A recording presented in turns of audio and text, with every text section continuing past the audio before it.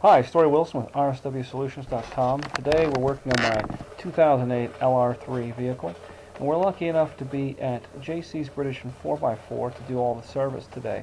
We're going to be working on the lower control arms and tie rods, and you really need a place like JC's British and 4x4 to do this kind of work. It requires a lot of specialty training and experience to really get this job right, because there's so many things that can go wrong when working on these control arms. So first thing we're going to do is we're going to focus on getting all the bolts we're going to be working on lubricated with penetrating fluid. We really got to get this up on a rack to do this job properly. So to begin, you need some really powerful tools here, and hopefully we're not going to find any bolts that are seized, because that's the most common problem in working with these control arms. So you can tell here we're going to start working with these lower control arm bolts and getting them freed up. And so these lower control arms have about 70,000 miles on them, and they're shot. The bushings wear out, and it's time to just pull them out and replace them. And you can see I've got some wobble here in my hub as well, and the tie rods are also pretty wobbly. And what happens is you get a really loose steering feel, perhaps some wobble on braking.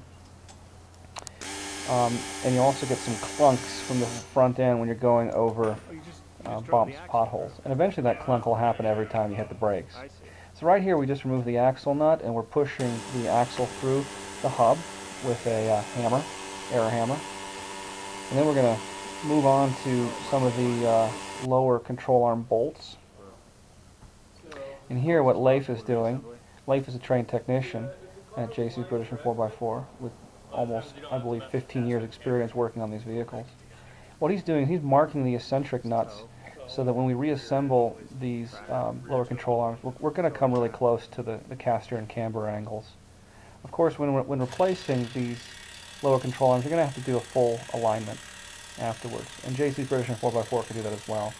So here we're just removing the tie rod bolts and nuts, and the lower hub nuts there. This wrench he's got is something like 600 foot-pounds of, or 600 to 800 foot-pounds of torque, so he can really remove these really quickly, and he makes short work of this. It's still a really big job. Lower bolts for the air struts, using the air hammer to push them out. Again, Leif's done this so many times. He's just flying through it, because he knows what's going to happen. He knows you got to be quick, because there's some areas that get stuck. So here he's trying to free up this taper joint. Really, best thing to do is just you hit it with a hammer until it pops. Pretty common technique in the automotive mechanics world. He's really good. He didn't miss a single hit. This was pretty much impossible to do in your garage. There's just no way you're going to be able to get that kind of force you need to pop that taper joint. So the front bolts of the lower control arm come out pretty easily. Front lower control arm bolt. Problem is, the rear bolts are almost always seized up. And what happens is road corrosion just gets in. There's a big bushing, and there's a metal sleeve. And the bolt will essentially just rust solid to that inner sleeve on the bushing.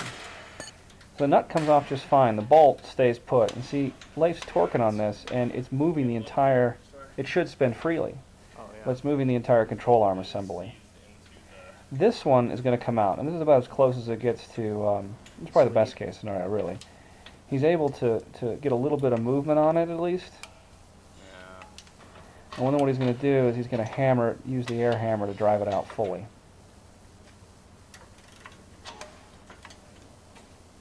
And again, you can see why you really need someone who knows what they're doing with this, and specialty tools. And watch this air hammer just barely get this bolt out. Boom. So you can see the corrosion that builds up. And it's also not just a matter of corrosion, but the eccentric locking washers also, they'll lose their tolerance. So you really, you can't reuse these bolts. And you'll see later, we use a whole new set of bolts, eccentric bolts. So this side's pretty much done. That's the best case scenario. This side, the other side, you see this bolt isn't even moving even the slightest bit. It is completely frozen in there, and there's almost no chance of getting this out. So what we need to do we need to actually cut the control arm. So then we can get in there and cut the bolt. There's no other way to get this control arm out. It looks dramatic, and it is, but this is really the only way. And Leif's done this a dozen times, and at least he knows exactly what he's doing. And this is why it's important to hire someone on these jobs, a good independent Land Rover mechanic, and I highly recommend JC's British and 4x4 if you're in the Denver or Colorado area. They know exactly what they're doing. They know how to get this done and get it done right the first time. Some people may wonder why we're not just replacing the bushings, and that is a possibility, but you also have to remember that not only are there two bushings that would require a very expensive arbor press, but there's also a ball joint on this control arm that is going to wear out as well. So it makes more sense, kind of a false economy if you just replace the bushings. You just go ahead and replace the whole control arm. You know, the whole bushings are going to fail, and so is the ball joint. So you might as well just replace the whole thing. So here's that piece we cut out, and you see how it's just completely fused to that metal sleeve inside the bushing. He's about to remove this control arm, and we'll start to reassemble the whole thing in reverse, basically. We're going to get new eccentric bolts, and we're going to put anti-seize grease on them.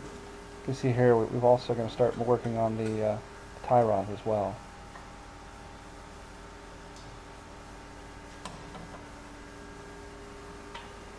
So a brand new shiny lower control arm goes in, and we get a new ball joint there and two new bushings. And new eccentric bolts. Brand new eccentric bolts. There we go, brand new pack, new eccentric bolts. Just slather them up with anti-seize grease. You're going to reuse some of the washers from the old kit. There are a couple of spacer washers that aren't really, that don't corrode out. You're going to reuse those as well. But you see here, you get new eccentric bolts and eccentric washers and the nuts for the kit. Very important. Everything's torqued back up and pretty much assembled the same in reverse. Right here, Leif is aligning the marks he made with the eccentric nuts so that we get the caster and camber as close as possible before we go on to the alignment rack. Here he's making pretty quick work of the tie rods. These tie rods, they also will fail and they'll get sloppy, and you'll start to notice a wiggle or shake in your steering. Real easy to test. Just put the vehicle up on a rack and you can feel quite a bit of movement in the tires if your tie rods and hubs are going.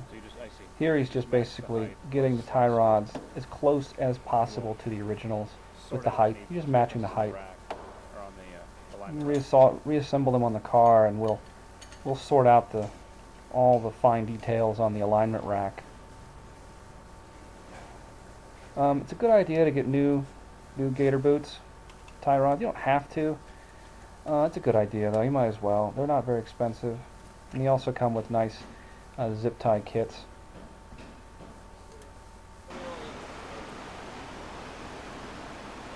We're pretty much done with the assembly here. You know, we're just going to tighten a few things up, put the tie rods back in, put the tires back on, and it's off to the alignment rack to make sure all our caster and camber on the rear and the front are correct, and the toe, of course, in the rear and the front. It's a pretty big job. I would not recommend this for someone in their garage. I just don't see how you're going to be able to get through this. All it's going to take is one of these bolts to be so rusty, and you're going to be stuck. And I don't see someone really being able to put the leverage on the bolts to get them free, let alone cutting them out with a grinder. So we're going on the alignment rack. We're still at JC's British and 4x4. I have all the equipment necessary to get this job done and to get your vehicle in and out of the shop. So big thanks to JC's British and 4x4 in Denver, Colorado. Big thanks to Leif. These guys really know what they're doing, and these are the only people I trust with my Land Rovers. So thanks for watching, and visit my website for more information.